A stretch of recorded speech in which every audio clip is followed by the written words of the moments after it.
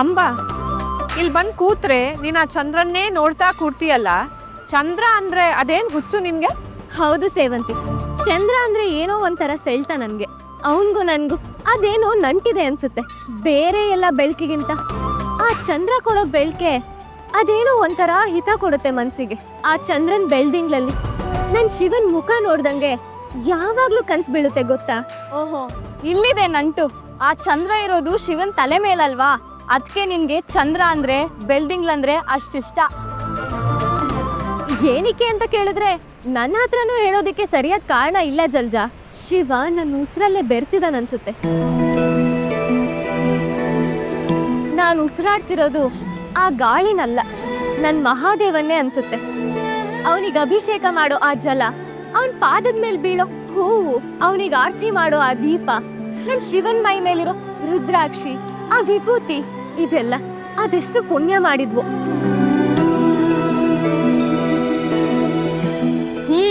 ಇವಳನ್ನ ಹೀಗೆ ಮಾತಾಡೋದಕ್ ಬಿಟ್ರೆ ಶಿವನ್ ಹೆಸರು ಹೇಳಿ ಹೇಳಿ ಸಹಸ್ರ ನಾಮಾಚರಣೆನೇ ಮಾಡ್ಬಿಡ್ತಾಳೆ ಅನ್ಸುತ್ತೆ.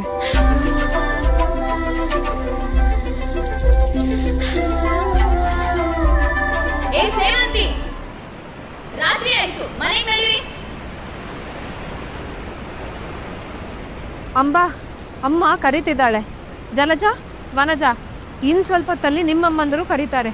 ತುಂಬ ಕತ್ಲಾಗಿದೆ. ಮಾತಾಡ್ತಾ ಮಾತಾಡ್ತಾ ಸಮಯ ಹೋಗಿದ್ದೇ ಗೊತ್ತಾಗಿಲ್ಲ. ಬನ್ನಿ ಹೋಗೋಣ. ಬಾ ಅಂಬಾ.